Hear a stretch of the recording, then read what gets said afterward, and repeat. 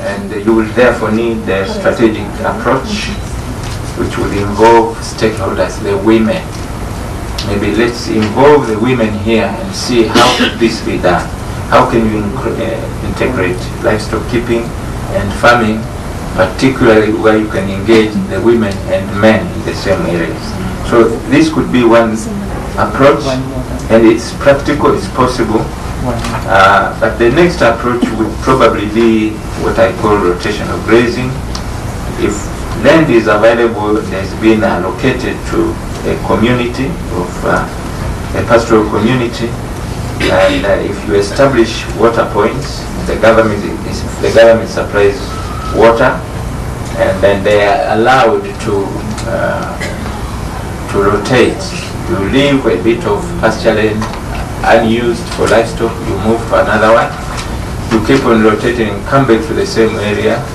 At the end of the year, you come to where you started. It should be possible, but it means you have less animals per unit area. Now, how much livestock, that is something which needs to be worked out so that it's sustainable. How can you integrate, make sure that there is enough milk, enough meat for this community? It would also affect the population. How many people per household? You would have to think about how much livestock units is enough to sustain a family of so many people. How many? I don't know. But these are options that we are now thinking about, whether we introduce rotational grazing or group ranching for these people. Let me just say, I'm listening to the other workshop up there, which is about migration. And to me, this is migration on a small scale within the country.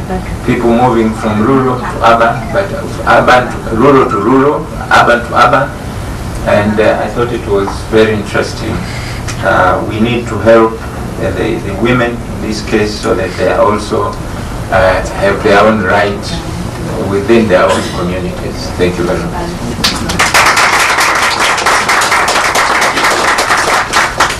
Thank you very much, Professor.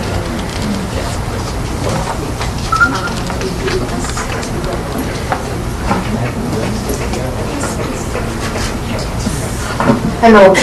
I was listening to his report. It is fantastic in a sense because we are giving one country, and what I like about the indicators, I was also wondering whether they were indicators. So these are some of the things we have to watch. But what is so nice was that how should we put it together? What is the impact on the family, the impact on migration, the impact, and what are they planning to do? I think in one sense it's a good example of one country and what is happening and what is its impact on men and women. And therefore, what do we do if you are a parliamentarian in Tanzania? What are some of the options that she is proposing that can be picked up as policy or as part? I'm happy that we have a volunteer rapporteur from East Timor, Tawera, from Malawi. Tawera, where are you? From here? Would you like to sit over here, or you can hear?